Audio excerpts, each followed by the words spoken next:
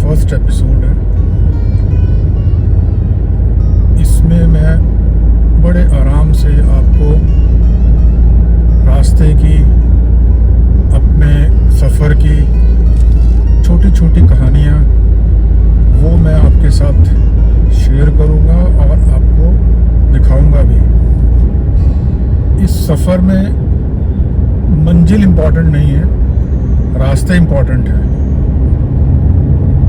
हम वही रास्तों को एक्सप्लोर करेंगे, किस तरह से हमारी ज़िंदगी भागम भाग और हम जो सोचते हैं कि ज़िंदगी इसके बिना चलेगी नहीं, उससे हट के हम कुछ करना चाहते हैं। वही मैं आज देखने निकला हूँ। देखते हैं कैसा निकलता है रास्ता। चलिए अब हम आगे मिलेंगे।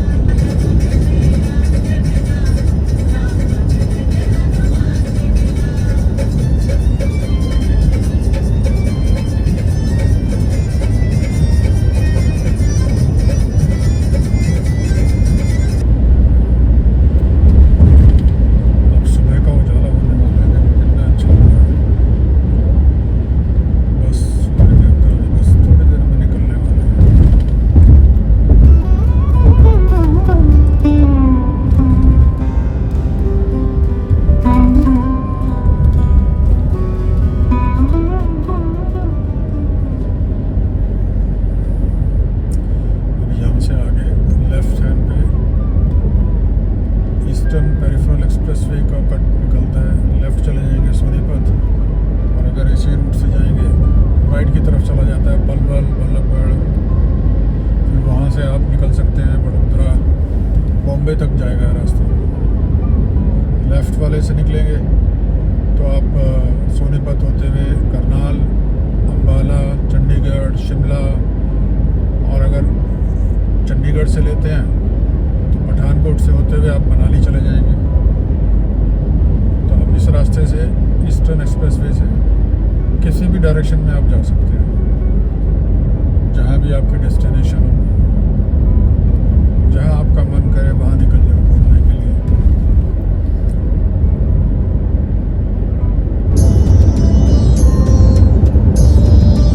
अब ये पहला टोल आया है।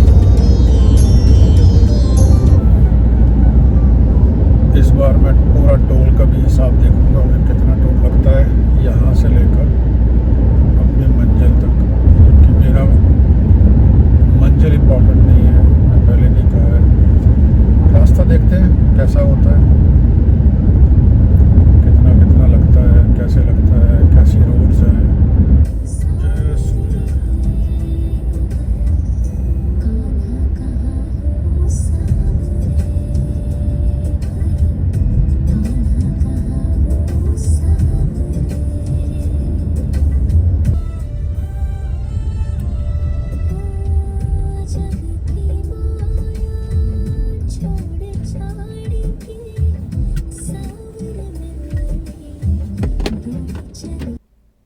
Good morning.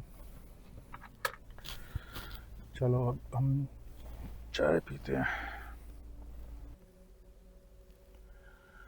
मॉर्निंग टी लेते हैं।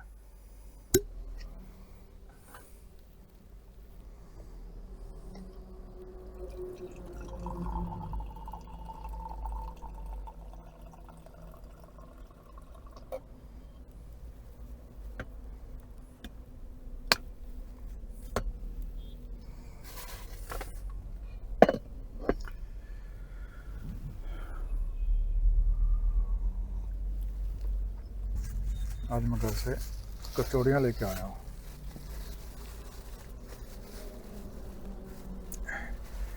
क्योंकि आराम से सफ़र करने का मज़ा यही है, अपने हिसाब से रुको, अपने हिसाब से नाश्ता करो। ये देखिए कचौड़ी,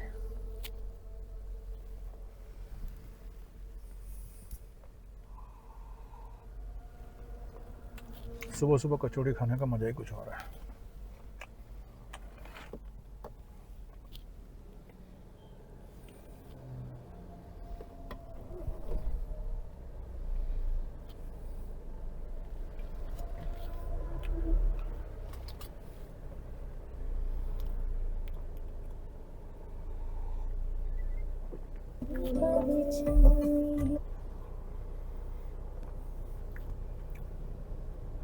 सब लोग ऐसे भागते हैं जैसे पता नहीं क्या छूट रहा है सबका।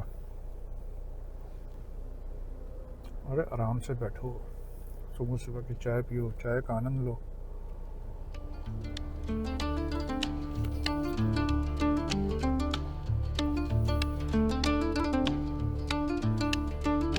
Hare Rama, Hare Krishna, Krishna Krishna, Hare Hare.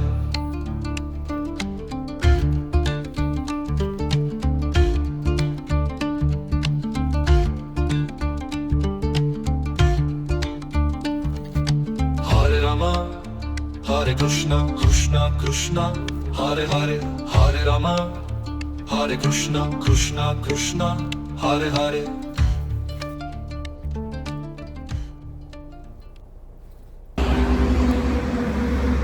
अब हम मेरठ पहुंचने वाले हैं थोड़ी देर में।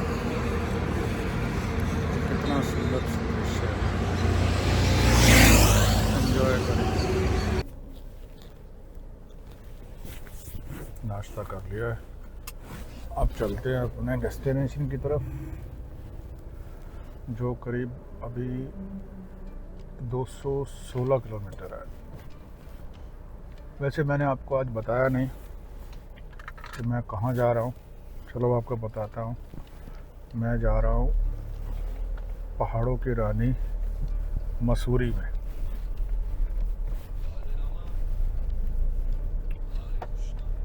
मसूरी, जो करीब 250 किलोमीटर है दिल्ली से।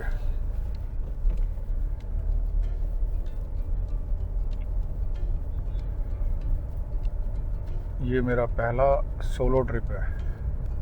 आज तक मैं पहले कभी नहीं गया। एक बार मैं लाइफ में, कॉलेज टाइम की बात है, मैं गया था पिंडारी ग्लेशियर। मोटरसाइकिल पे गए थे हम 2 दोस्त। तो मेरे पास KB 100 थी, कावासाकी बजाज 100। वो मोटरसाइकिल मेरी थी और मेरे दोस्त के पास थी यामाहा RX 100। तो जब हम पिंडारी ग्लेशियर पे चढ़ाई कर रहे थे, वापस आ रहे थे, तो मेरी मोटरसाइकिल की क्लच प्लेट वर्न आउट हो गई थी। उसको हमने काठगोदाम, अल्मोड़ा में आके, काठगोदाम नहीं, अल्मोड़ा में आके हमने उसको रिपेयर करवाया था। वहाँ तक हमारी ट्रांसपोर्ट से आई थी मेरी मोटरसाइकिल वहाँ पर। फिर उसके वहाँ पार्ट्स मिले नहीं, तो वो पार्ट्स लेने के लिए मैं दिल्ली आया, अपने दोस्त के साथ बैठ के उसकी मोटरसाइकिल पर यहाँ से मैंने पार्ट्स लिए। उसके बाद फिर मैं वापस अल्मोड़ा गया, अल्मोड़ा में अपनी मोटरसाइकिल ठीक करवाई और फिर वहाँ से मैं अकेला आया था। तो वो मेरा पहला ट्रिप, सोलो ट्रिप वो था। और दूसरा मेरा आज है। ट्रिप मैंने बहुत किए हैं, लेकिन कभी अकेले नहीं किए। कभी ना कभी कोई ना कोई साथ ही होता ही था, कभी फैमिली, कभी दोस्त। मैंने कहा चलो देखते हैं, अब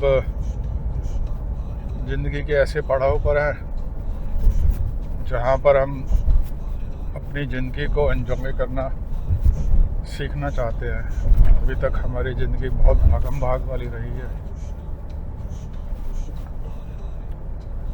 तो देखते हैं ये एक्सपीरियंस कैसा रहता है मेरा, और आपके साथ मैं पूरा रास्ते का शेयर करता ही रहूँगा। वैसे तो मेरे पास कहने को कुछ नहीं है, क्योंकि मैं बहुत कम बोलता हूँ, मेरी आदत नहीं है इतना ज़्यादा बोलने की।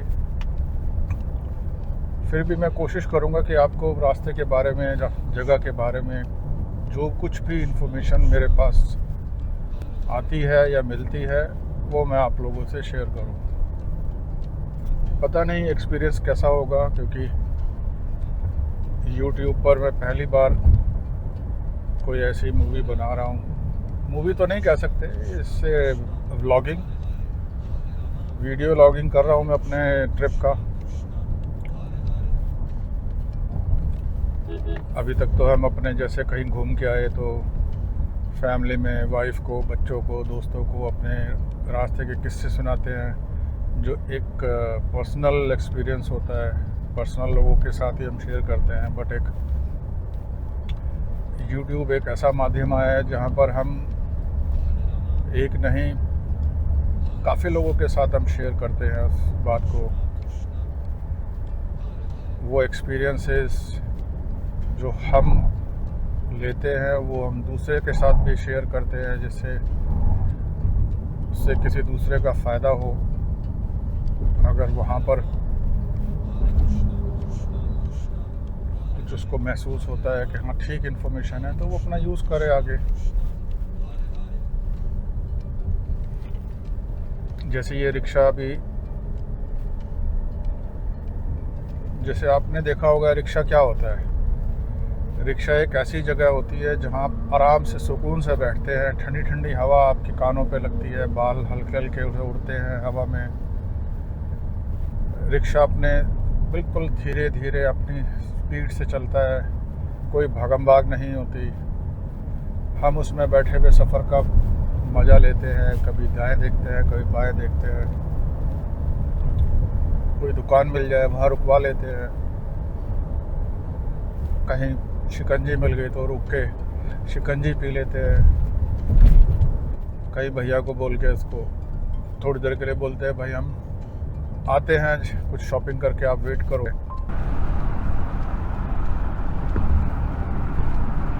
कितना मज़ा आ रहा है ना हवा में हाथ डाल, पंखों की तरह उठता है।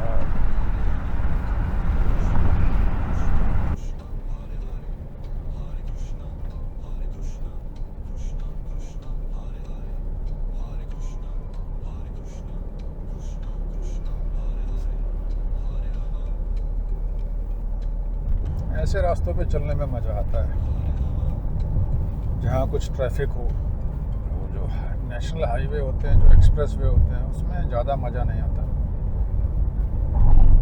बिल्कुल मोनोटोनस सा होता है, नींद आने लगती है, एक स्पीड से गाड़ी चल रही है,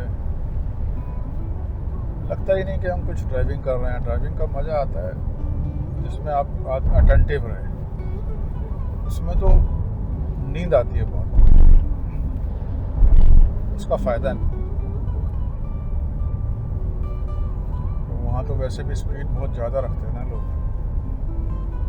120 तो स्टैंडर्ड है, जो गवर्नमेंट से रेगुलेटेड स्पीड है 120 है, बट वहाँ पर ज़्यादातर लोग 150 तक जाते हैं नॉर्मली, उससे ऊपर भी जाते हैं। अब उसमें अगर आपको बोरियत होती है तो नींद तो आना लाजमी है। आसपास कोई ढाबा नहीं होता उसमें, इसी वजह से वहाँ बहुत ज़्यादा एक्सीडेंट होते हैं। ये वाला जो रूट है, ये है दिल्ली हरिद्वार रूट। अभी जो हम चल रहे हैं वो मेरठ बाईपास है। ये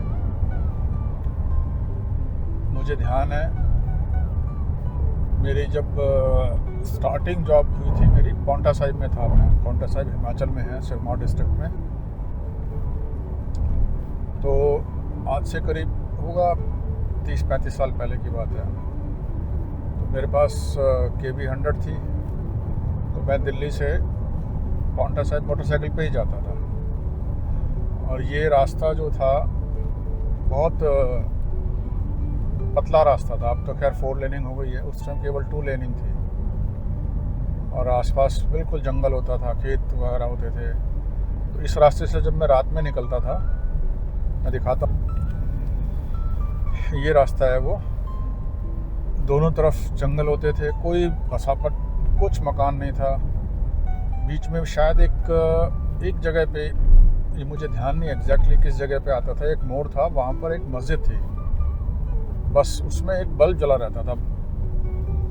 बाकी बिल्कुल अंधेरा होता था, क्योंकि मैं घर से निकलता था 3-3:30 बजे, तो मैं यहाँ पहुँचता था करीब 5 बजे के आसपास, 5-5:30, तो अंधेरा होता था। सर्दियों की बात बता रहा हूँ मैं, जब अच्छी खासी सर्दी होती है। मेरा तो यही था, मैं जब निकलता था तो मैं सर्दी हो चाहे गर्मी हो, एक बार मैं या तो हरिद्वार में स्टॉप लेता था, या फिर एक देहरादून के पास, देहरादून के अंदर एक छोटा सा ढाबा था, चाय की दुकान थी, फिर वहाँ चाय पी के फिर मैं आगे पांवटा साहिब जाता था।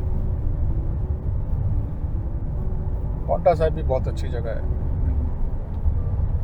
पांवटा बोलते हैं, पांवटा बोलते हैं, बट अच्छी जगह थी। अब तो वहाँ भी काफ़ी बसापत हो गई है। कितना पॉल्यूशन है यहाँ पर, चारों तरफ भट्टे जल रहे हैं। अब ये पता नहीं है ईंटों के भट्टे हैं या क्या हैं, बट बहुत ज़्यादा धुआं है, स्मेल भी आ रही है।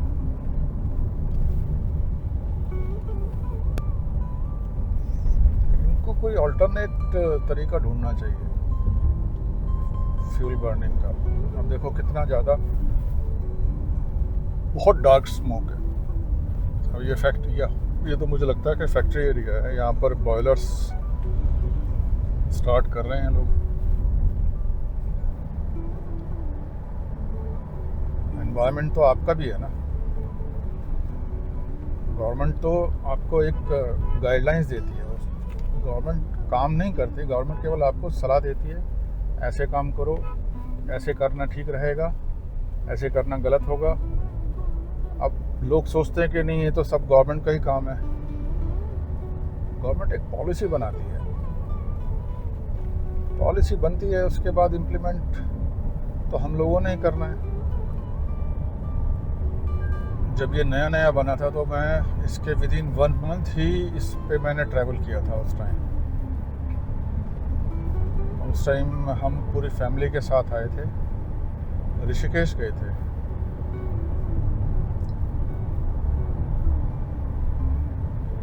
मेरा छोटा भाई है, उसने फर्स्ट टाइम गाड़ी यहाँ चलाई थी इस रोड पर थोड़ी देर के लिए।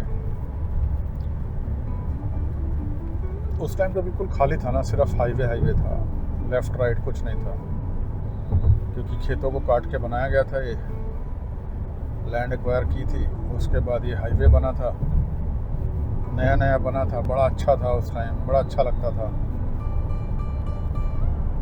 अब तो खैर सब चीज़ चेंज होती जा रही हैं।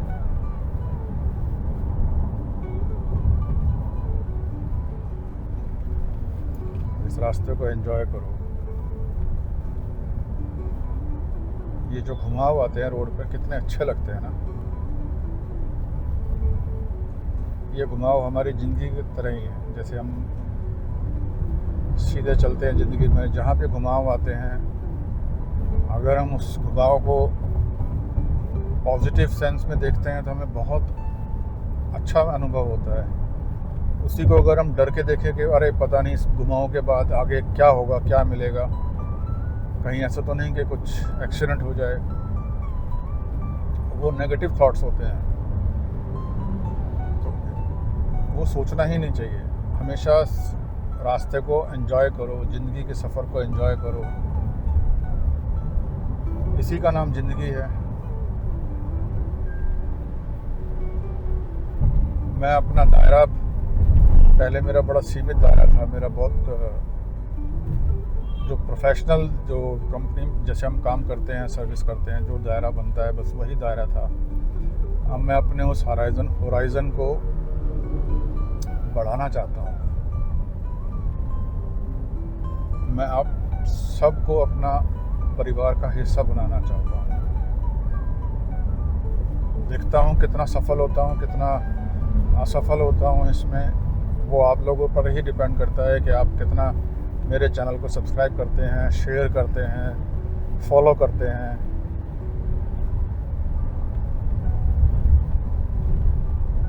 अगर आप मेरे साथ सफ़र करके एंजॉय करते हैं, मुझे आप अपने कमेंट्स में कुछ रिमार्क्स लिख सकते हैं, जिसके भाई किस तरह से मैं अपने ब्लॉगिंग को इम्प्रूव करूं, जिससे और लोग मेरे परिवार का हिस्सा बने।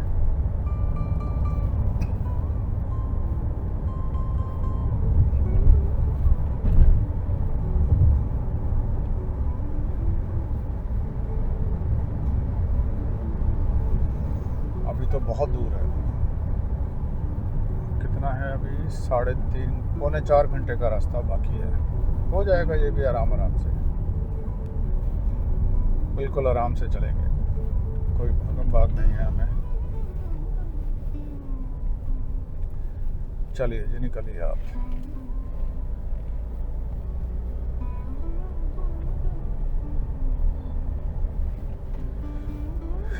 इस गाड़ी का ड्राइवर काफ़ी अच्छा था, समझदार था। उसने प्रॉपर एक इंडिकेटर दिया, फिर निकला है। कुछ ड्राइवर होते हैं वो समझदार होते हैं, कुछ ड्राइविंग सेंस का मालूम होता है कि किस तरह से हाईवे पर ड्राइव करना चाहिए।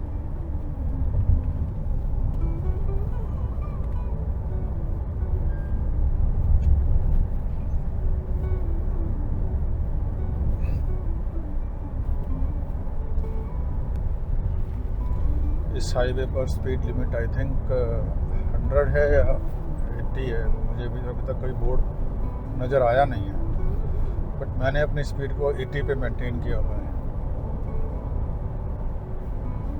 मैंने ये ऑब्ज़र्व किया है कि गाड़ी का जो इंजन है वो ट्यून रहता है 80 पे।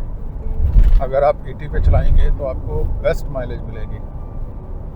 ये मैंने 2-3 ट्रिप लग के, जो अपने फैमिली ट्रिप थे उसमें मैंने एक्सपेरिमेंट किया। अब देखो यहाँ 60 है। 60 है बिकॉज ऑफ दिस के ये मर्ज हो रही है रोड, और जब ये रोड बनी होगी तब ये 60 लिखा होगा।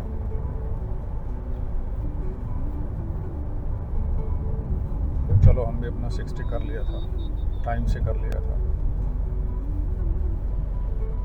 अब शायद 80 की रोड आई है।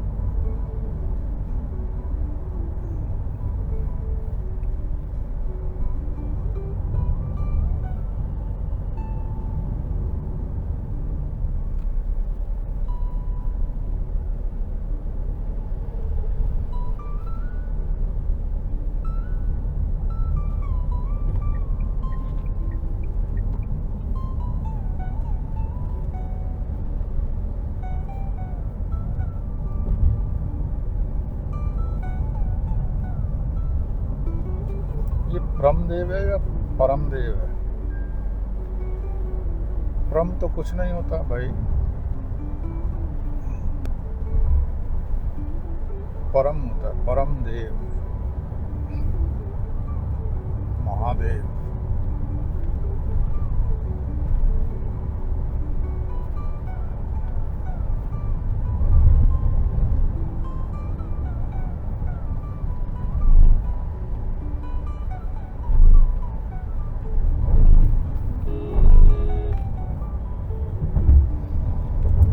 ट्रैक्टर बिल्कुल रास्ते में लेके आ गया था, जैसे कि सबसे ज़्यादा जल्दी इसी को है, इसी तरह से हाईवे पे एक्सीडेंट करवाते हैं।